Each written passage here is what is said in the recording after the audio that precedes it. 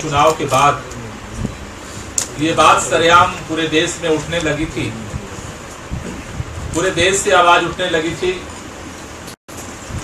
कि ईवीएम में गड़बड़ी करके वोट की चोरी की जा रही। ये बात कई पार्टियों ने उठाई, कोर्ट में लोग गए, राष्ट्रपति से कई पार्टियां मिली, आम आदमी पार्टी ने भी मजबूती से जब इस सवाल को उठाया तो ये प्रश्न पैदा गया कि ये केवल मन गढ़ंत बातें हैं, ईवीएम को टेम्पर नहीं किया जा सकता है, ईवीएम में छेड़छाड़ नहीं की जा सकती है। कल सदन में सौरभ भारद्वाज जी ने कैसे ईवीएम को टेम्पर किया जाता है, कैसे चुनाव के बाद जब स्टोर रूम में मेंटेनेंस के लिए ईवीएम रखी जाती है उस दौरान मदरबोर्ड को चेंज करके उसमें अपना कोड फिट किया जाता है और उन्हीं मशीनों को चुनाव के दिन उपयोग करके उस कोड के माध्यम से कैसे वोट ट्रांसफर किए जाते हैं, कल इस डिमॉन्स्ट्रेशन में साफ साफ पूरे हिंदुस्तान ने देखा है। कल से चुनाव आयोग कह रहा है कि ये तो मॉडल था, असली मशीन को हैक नहीं किया जा सकता। आम आदमी पार्टी बहुत विनम्रता के साथ चुनाव आयोग से निवेदन करना चाहती है कि आप जितना जल्दी हो सके, खबरें तो बहुत दिन से लीक हो रही हैं कि हैकाथन होने वाला है, 1 मई की तारीख आई थी मीडिया में और खबर में, फिर आखिरी सप्ताह की बात आ रही है। आम आदमी पार्टी चुनाव आयोग से मांग कर रही है कि आप हैकाथन की डेट तय करिए, आप अपनी ईवीएम दे दीजिए, हम उसमें मदरबोर्ड अपना लगाएंगे और उसे हैक करके जिसको चाहेंगे उसको जिता करके आपको दिखा देंगे, आपको यकीन हो जाएगा। दूसरी बात, कई लोग इस बात को सदन में कल चर्चा के बाद मीडिया में भी और कई लोगों के मन में सवाल है कि आम आदमी पार्टी चुनाव हार गई। जब 67 सीट आई थी तब आम आदमी पार्टी ने ईवीएम पे सवाल नहीं उठाए। आज जब पंजाब में उसकी 20 सीट आ गई, दिल्ली के एमसीडी चुनाव में 48 सीट जीती तो ईवीएम पर सवाल उठा रही है। आम आदमी पार्टी के लिए हार और जीत बहुत छोटी सी बात है। ईवीएम का सवाल केवल आम आदमी पार्टी का नहीं है, केवल दिल्ली और पंजाब का नहीं है। उसी ईवीएम से उत्तर प्रदेश का भी भविष्य तय होता है, उसी ईवीएम से तमिलनाडु का भी भविष्य तय होता है, उसी ईवीएम से मणिपुर का भी भविष्य तय होता है। पूरे हिंदुस्तान के अंदर लोकतंत्र का भविष्य ईवीएम से तय होता है और सवाल ईवीएम के ऊपर है। ईवीएम हैक हो सकती है, ईवीएम में गड़बड़ी की जा सकती है, नहीं की जा सकती। आम आदमी पार्टी कल खुलासे के बाद पूरी दृढ़ता के साथ इस पर विश्वास कर रही है, ईवीएम को हैक किया जा सकता है और इस हैक से पूरे लोकतंत्र का परिदृश्य बदलने वाला। आज हिंदुस्तान के अंदर सत्ता में बैठी हुई पार्टी उसको गड़बड़ी करके अपने लोगों को जिता रही है। पहले इस देश के अंदर अंग्रेजों को गुलाम बनाने के लिए षड्यंत्र करना पड़ा था, लेकिन कल अगर कोई विदेशी ताकत हिंदुस्तान के ईवीएम को अगर अपने हैकिंग के सिस्टम में ले कवर कर ले तो अपने लोगों को जिता करके और इस देश को गुलाम भी बना सकती है। इस देश के अंदर कोई एक व्यक्ति इस देश के अंदर ईवीएम के माध्यम से तानाशाही को भी लेकर के आ सकता है। इसलिए इस देश के अंदर ईवीएम पर जो सवाल उठ रहे हैं वो आम आदमी पार्टी के जीत हार के लिए नहीं उठाए जा रहे, इस देश को बचाने के लिए, इस देश के लोकतंत्र को बचाने के लिए उठाए जा रहे। आजादी की पूरी लड़ाई के बाद इस देश को सिर्फ एक चीज मिला हर नागरिक को, चाहे झुग्गी में रहने वाला हो, चाहे महल में रहने वाला हो, चाहे फुटपाथ पर रहने वाला हो या अंबानी के घर में रहने वाला हो, इस हिंदुस्तान के हर एक मतदाता को केवल बराबरी का हक मिला, वोट का अधिकार मिला। आज वोट ही अगर चोरी हो जाएगा तो फिर इस देश की आजादी की लड़ाई की उस पूरे भविष्य का परिणाम का क्या होने वाला। भारतीय संविधान पूरा टिका हुआ है प्रतिनिधित्व लोकतंत्र के ऊपर। अगर इस ईवीएम को हैक करके परिणाम बदल दिए जाएंगे तो इस पूरे संसदीय प्रणाली का क्या होगा, इस पूरे लोकतंत्र का क्या होगा। इसलिए आम आदमी पार्टी ने कल पूरे देश के सामने रखा है और जिस दिन चुनाव आयोग ईवीएम मशीन हमें दे देगा, उस दिन उस ईवीएम मशीन का भी मदरबोर्ड बदल करके और हैक कैसे किया जाता है चुनाव आयोग को भी दिखाने के लिए देश के एक्सपर्ट तैयार है। लेकिन इसके साथ साथ चुनाव आयोग ने जिस तरह से कल भी भिंड की बात उठी थी, चुनाव आयोग ने एक सिरे से नकार दिया, धौलपुर की बात उठी एक सिरे से नकार दिया, कल सारा डिमोन्स्ट्रेशन हुआ एक सिरे से नकार दिया। इसलिए आम आदमी पार्टी ने फैसला किया है कि हम इनके हैकाथन में भी जाएंगे, 12 तारीख को ऑल पार्टी मीटिंग है उसमें भी हम जाएंगे, और उसके साथ साथ इस देश की स्वतंत्रता संग्राम की विरासत को बचाने के लिए, संविधान को बचाने के लिए, लोकतंत्र को बचाने के लिए पूरे दिल्ली के अंदर आम आदमी पार्टी कल से लोकतंत्र बचाओ अभियान शुरू करेगी। लोकतंत्र बचाओ अभियान के तहत सबसे पहले कल हमारे पार्टी के कार्यकर्ता अपनी मांग को लेकर के, हमारे विधायक अपनी मांग को लेकर के चुनाव आयोग के सामने प्रदर्शन करेंगे। कल 11 बजे आम आदमी पार्टी के द्वारा राष्ट्रीय चुनाव आयोग के समक्ष आम आदमी पार्टी के द्वारा प्रदर्शन करके हम अपनी मांग को उठाएंगे। हमारी दो मांगे, ईवीएम में गड़बड़ी हो सकती है, हमने साबित कर दिया है, इलेक्शन कमीशन की मशीन में भी हम साबित कर देंगे, लेकिन हमें ईवीएम में गड़बड़ी साबित करना हमारा मकसद नहीं है। हमारा मकसद है कि इस देश में चुनाव का वोट को जो अधिकार है उसका एक ऐसा सिस्टम बने जिस पर कोई सवाल न उठा सके। आम आदमी पार्टी की डिमांड है चुनाव आयोग सुप्रीम कोर्ट के फैसले के अनुरूप इस देश के अंदर सभी चुनाव में वोटिंग ईवीएम के साथ साथ वीवीपैट की अनिवार्यता को लागू करे। विदाउट वीवीपैट इस देश के अंदर कोई इलेक्शन न कराया जाए।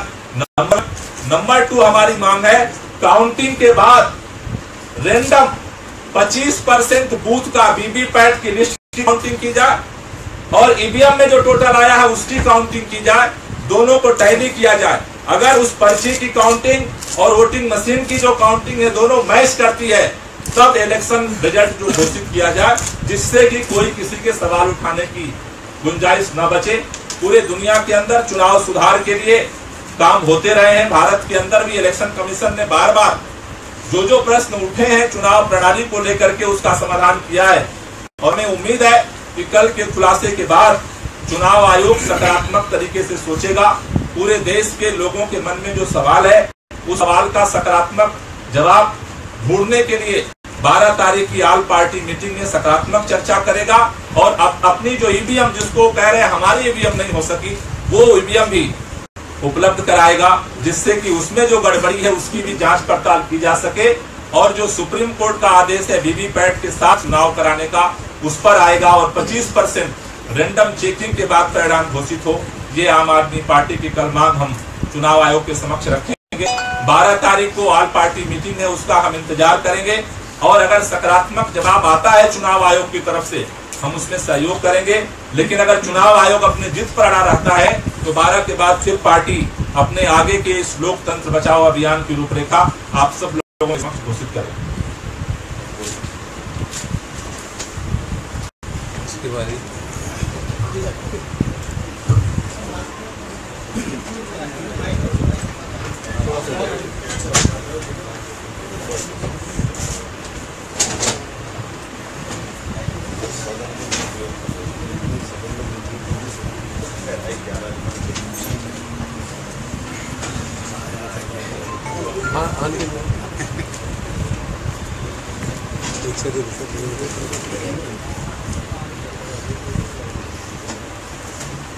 कल जो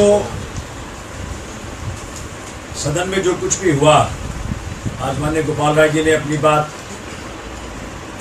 उस सदन के अंदर जो प्रक्रिया अडॉप्ट की गई और पूरे देश के सामने ईवीएम किस तरह से हैक किया जा सकता है उसको बताया। जो कुछ भी सदन के अंदर हुआ वो माननीय सुप्रीम कोर्ट ने अपने ऑर्डर 2013 के अंदर बकायदा एक मैं पैराग्राफ पढ़ रहा हूं, क्योंकि पूरे विश्व के अंदर आज के तारीख में सिर्फ 2 देशों में ईवीएम का उपयोग हो रहा है, एक हिंदुस्तान है और एक साउथ अफ्रीका है। तो हिंदुस्तान अब साउथ अफ्रीका को रोल मॉडल मान के चलेगा, या यूएस, यूके, जर्मनी, यहाँ की सरकारों ने ईवीएम को यूज करके बंद कर दिया, बैन कर दिया। जर्मनी ने वहां तक कि ईवीएम के उपयोग को असंवैधानिक करार दिया। मुझे लगता है ये हाई टाइम है, और कल के बाद करीब करीब सबके मन में एक बात तो सिद्ध हो गई है कि ईवीएम हैक हो सकता है, और ये पहली बार आम आदमी पार्टी ने करके दिखाया, दिल्ली के सदन ने करके दिखाया। जो पैराग्राफ 29 जजमेंट का, जो बकायदा उसके हर शब्द के ऊपर स्ट्रेस डालूंगा, कहा है ऑनरेबल सुप्रीम कोर्ट ने, from the materials placed by both party, जो माने गोपाल राय जी ने अभी कोट किया था, ये जजमेंट वही है। From the materials placed by both parties, we are satisfied that the paper trail is an indispensable requirement for free and fair election. ना indispensable का मतलब है कि भाई इसके बगैर तो हो ही नहीं सकता। अगर पेपर ट्रेल के बगैर फ्री एंड फेयर इलेक्शन हो ही नहीं सकता, ये माने सुप्रीम कोर्ट ने कहा। उसके आगे बोला, the confidence of the voters can be only achieved with the introduction of the paper trail. बगैर पेपर ट्रेल का मतदान फ्री एंड फेयर होगा, ये कॉन्फिडेंस वोटर का अचीव हो ही नहीं सकता। ये बात माननीय सुप्रीम कोर्ट ने कही, ये हमने नहीं कही, ये दिल्ली सदन ने नहीं कही, ये माननीय सुप्रीम कोर्ट ने कही। उसके आगे ऑनरेबल सुप्रीम कोर्ट कहते हैं कि EVMs with VVPAT ensures the accuracy of the voting system with the intent to have fullest transparency in the system and to restore the confidence of the voters. It is necessary to set up EVMs with VVPAT systems because vote is nothing but an act of expression which has immense importance in the democratic system. इन खुले शब्दों के साथ इन शब्दों का interpretation किसी भी angle से ही नहीं कोई कर सकता कि बगैर वीवीपैट के इलेक्शन कराएं और वो निष्पक्ष कहा जाए। डेमोक्रेसी, प्रजातंत्र के अंदर सबको जो मतदान का अधिकार प्राप्त है, उसका बहुत बड़ा मिसयूज और अब्यूज ईवीएम के जरिए हो रहा है। ये माननीय सुप्रीम कोर्ट के इस ऑर्डर के बाद आप कह सकते हैं। मुझे लगता है कि हिंदुस्तान के सामने जो चुनौती कल दिल्ली सदन के अंदर खड़ी की गई, आज इलेक्शन कमीशन को आकर के आगे धन्यवाद देना चाहिए आम आदमी पार्टी, दिल्ली सरकार, दिल्ली सदन का, कि आपने ये करके दिखाया और हम अपनी गलती मानते हैं। वीवीपैट का इस्तेमाल जरूरी है, ये आगे कहना चाहिए। आज भारतवर्ष का हर वोटर ये डिमांड कर रहा है कि आज जो कोई भी पावर में बैठे हैं, उनका दायित्व है कि संविधान का सदुपयोग, संविधान का दुरुपयोग जो हो रहा है उसको रोका जाए, और संविधान को सदुपयोग में ला करके भारत के हर नागरिक का मतदान का जो अधिकार है उसको सुनिश्चित किया जाए।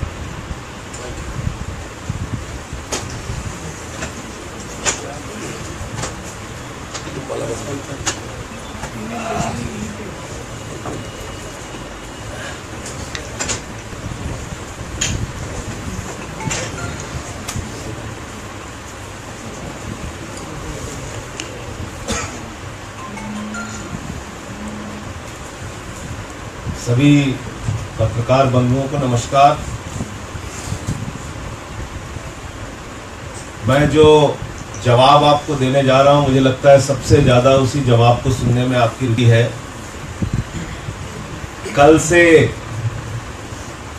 ये प्रचार किया जा रहा है कि आम आदमी पार्टी के नेता विदेश यात्रा पर गए। आम आदमी पार्टी के नेता हो या किसी पार्टी के नेता हो या टीवी चैनल्स के एडिटर हो या रिपोर्टर्स हो, वो विदेशों की यात्रा पर जाते हैं और ये कोई नई बात नहीं है। लेकिन उसके पीछे भाषा का इस्तेमाल जो किया गया वही भाषा का इस्तेमाल किया गया जो भारतीय जनता पार्टी और राष्ट्रीय स्वयंसेवक संघ के लोग इस देश में करते हैं कि अपने विरोधियों को देशद्रोही बनाओ, अपने विरोधियों को देशद्रोही बनाओ। और यही खेल शुरू हुआ। कल से कहा गया कि 5 नेता विदेश यात्रा पर गए और उन लोगों ने देश के खिलाफ काम किया। और जैसे ही कपिल मिश्रा जी ने यह बयान दिया कि देश के खिलाफ काम किया, भारतीय जनता पार्टी के लोग, मेरे साथ एक टीवी चैनल पे संबित पात्रा जी बैठे हुए थे, वो कह रहे थे कि आम आदमी पार्टी के लोगों ने जाकर देश के खिलाफ काम किया, विदेशों में जाकर देश के खिलाफ काम किया। तो मैं इसका बिंदुवार जवाब देना चाहूंगा।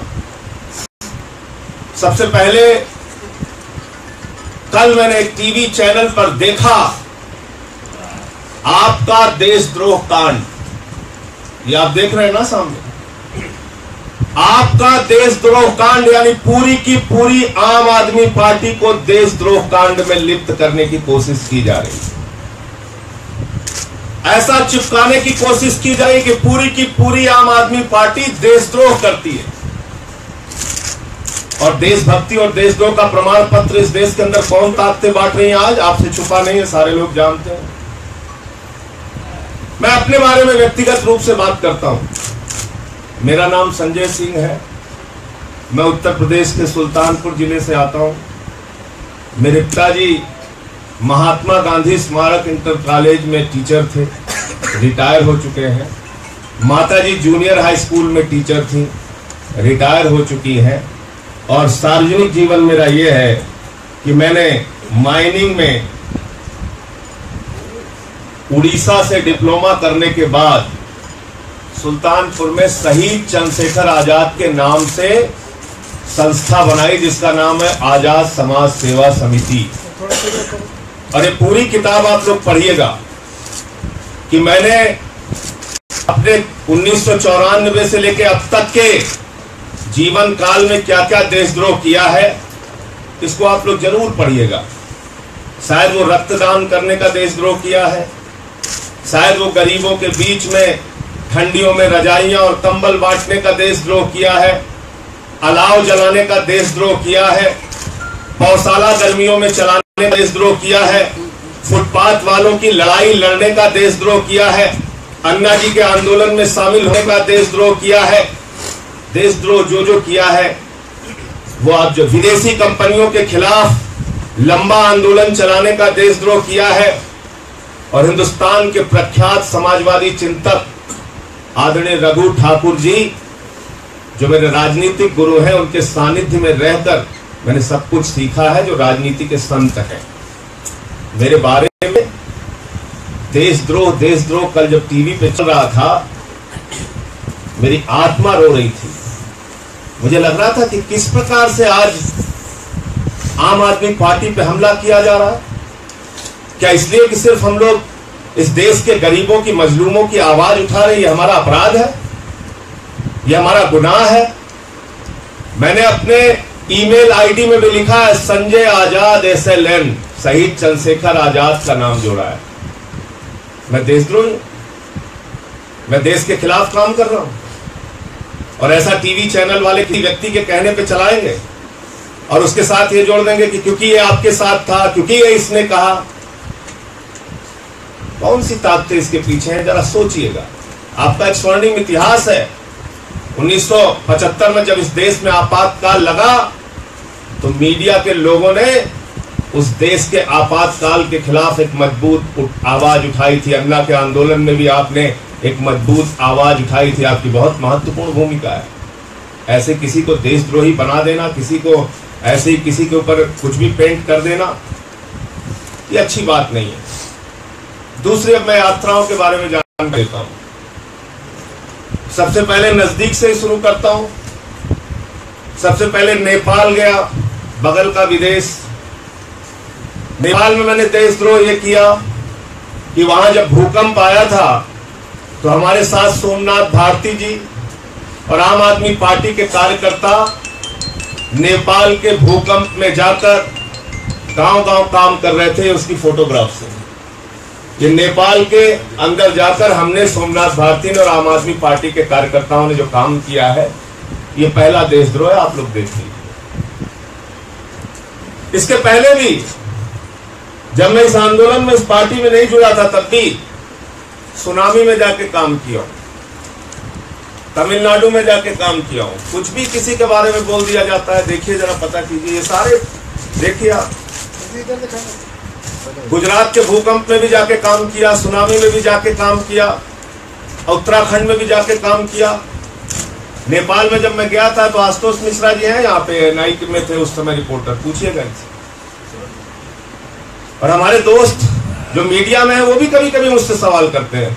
शरद शर्मा है, रूपाश्री जी हैं, आशुतोष हैं, विक्रांत भाई हैं। कहते हैं कि आपके ऊपर भ्रष्टाचार के तमाम आरोप लगाते हैं लोग, इनको भी तकलीफ होती है। मेरे बारे में कहा जाता है 5-5 करोड़ के 3 बल्ले। किराए के मकान में रहता हूं रजौरी में, जहां पे पत्रकार मित्र हमारे आते हैं और चाय हम लोग साथ में बैठ के पीते हैं। कम से कम अपने चैनल के मालिकों को बताइए, प्लीज थोड़ी कोशिश कीजिए। आकाश से लेकर पाताल तक मेरी जांच कराइए, और केंद्र की बहादुर सरकार से मैं कहना चाहता हूं, जितनी जांच एजेंसियां हैं सारे से जांच कराइए। और कुछ भी गलत मिलाएगा, मैंने पहले भी कहा, आज भी कह रहा हूं, राजनीति से संन्यास ले लूंगा। तो एक तो नेपाल की यात्रा हो गई देशद्रोह वाली, दूसरी कनाडा पे आ जाते हैं। कनाडा की यात्रा, ये देखिए, कनाडा के गुरुद्वारे में मैं गया, वैंकूवर में पार्टी के काम से गया।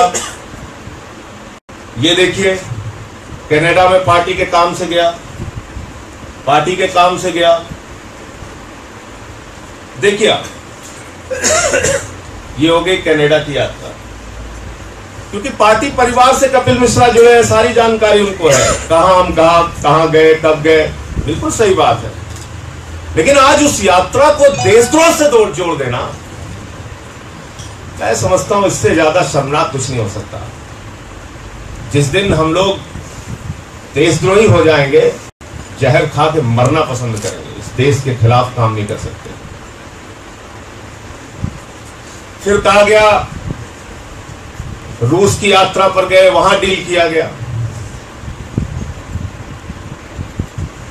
हमारे एक मित्र हैं, हम और आशुतोष जी दोनों लोग गए थे। हमारे एक मित्र हैं, इनका तो नाम नहीं लिया, पता नहीं क्यों।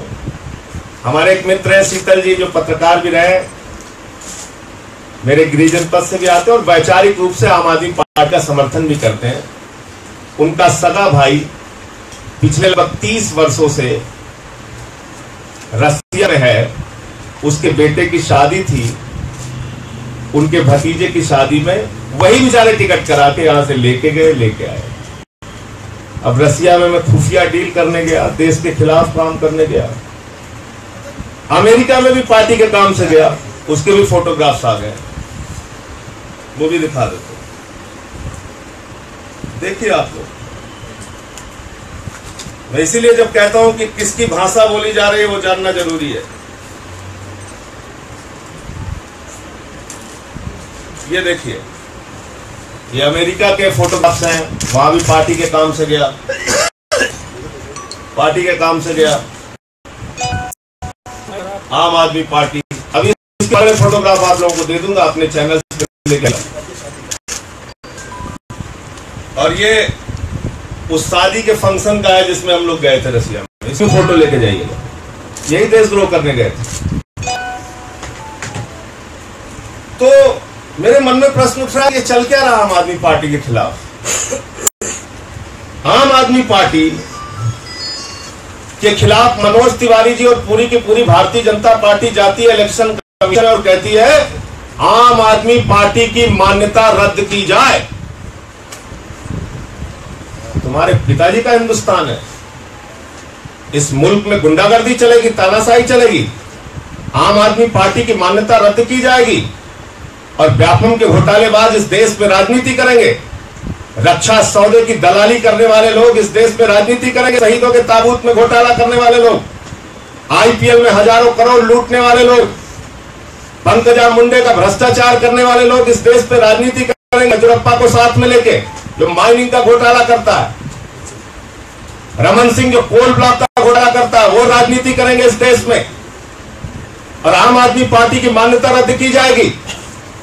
कल संबित पात्रा जी कह रहे थे आम आदमी पार्टी के लोग देश के खिलाफ काम करने विदेशों में गए थे। मैं कहना चाहता हूं संबित पात्रा जी, भारतीय जनता पार्टी और जहां से आपका जन्म हुआ है, आप लोगों से देशभक्ति का प्रमाण लेने की आवश्यकता नहीं है।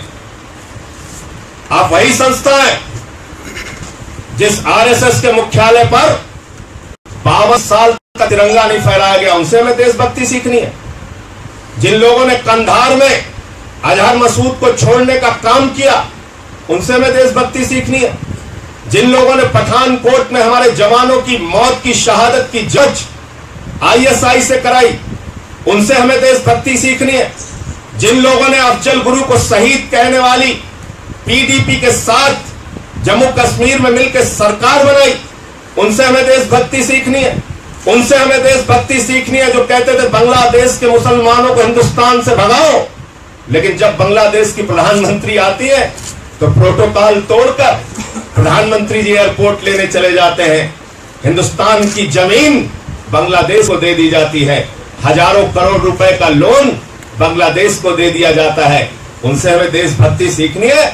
जिस पाकिस्तान ने हमारे जवानों के सर काटे, उनके प्रधानमंत्री के बर्थडे का केक, नवाज शरीफ के बर्थडे का केक काटने हमारे प्रधानमंत्री, देश के प्रधानमंत्री जी जाते हैं, उनसे हमें देशभक्ति नहीं सीखनी है। आम आदमी पार्टी देशभक्तों की जमात है। इसलिए मैं कहना चाहता हूं, कृपा करके कोई भी खबर चलाने से पहले उसकी पड़ताल कर लीजिए, उसके बारे में जांच कर लीजिए। और इन सब के बावजूद मैंने इतने प्रमाण दे दिए, आपको यात्राओं की डिटेल दे दी, सब कुछ बता दिया। इन सब के बावजूद मैं आपसे एक बात कहना चाहता हूं और देश की सरकार से हाथ जोड़ के प्रार्थना करना चाहता हूं, निवेदन करना चाहता हूं कि केंद्र सरकार में बैठे हुए लोगों, भारतीय जनता पार्टी के लोगों, भले ही 9,000 करोड़ रुपए लूटने वाले विजय माल्या के खिलाफ कार्रवाई करने की तुम्हारे अंदर ताकत नहीं है, मैं जानता हूं कि भले ही स्विट्जरलैंड के बैंक में काला धन रखने वाले, लाखों करोड़ रुपए रखने वाले लोगों के खिलाफ, उद्योगपतियों और राजनेताओं के खिलाफ कार्रवाई करने की तुम्हारे अंदर ताकत नहीं है। मैं जानता हूं कि वसुंधरा राजे के साथ मिलकर आईपीएल का घोटाला करने वालों के खिलाफ, ललित मोदी के खिलाफ कार्रवाई करने के अंदर तुम्हारी ताकत नहीं है। लेकिन फिर भी मैं अनुरोध करता हूं देश की बहादुर सरकार से कि आप ये कायराना हरकत बंद कीजिए। अगर आपके अंदर बहादुरी है तो आप आकाश से लेकर पाताल तक जांच कराइए हमारी, और कुछ भी गलत है तो जेल में डालिए, लेकिन तोतों की धमकी मत दीजिए। हम धमकी बर्दाश्त करने वाले लोग नहीं हैं। सीबीआई से जांच करा देंगे, तो आएगा, मैना आएगी, इससे हम डरने वाले नहीं हैं। तुम्हारी नफरत की राजनीति का मुंहतोड़ जवाब देंगे। तुम्हारी गुंडागर्दी का इस मुल्क के अंदर जो चला रहे हो, उसका मुंहतोड़ जवाब देंगे। एक आईपीएस को, एक एसएसपी को उनके घर में घुस के तुम्हारा सांसद जो धमकाने का काम करता है, उसके बच्चों को हड़काने का काम करता है, उसके खिलाफ हम खड़े होंगे। एक महिला आईपीएस तुम्हारे विधायक की तेज आवाज से और उसके डराने धमकाने से रोती है, तुम्हें शर्म नहीं आती? गालियों से उसको रुलाते हो, शर्म नहीं आती? और तुम्हारे साथ कांग्रेस के लोग मिलकर आम आदमी पार्टी की मान्यता रद्द करोगे, आम आदमी पार्टी के अस्तित्व को खत्म करोगे। तो मैं विनम्रता पूर्वक सभी मीडिया के मित्रों से कहना चाहता हूं, आपका एक स्वर्णिम इतिहास है। आपने इस देश के अंदर जब जब मुसीबत और संकट आया है, चाहे वो देश की सीमा पर हो, चाहे देश के अंदर हो, आपने एक मजबूत भूमिका अपनी निभाई है। आम आदमी पार्टी को कृपा करके देशद्रोही साबित करने की कोशिश मत कीजिए, उसकी पड़ताल कर लीजिए। हम लोग जिस दिन देशद्रोही हो जाएंगे, उस दिन जहर खाकर मरना पसंद करेंगे। सत्येंद्र जैन के खिलाफ में जांच होगी संजय जी।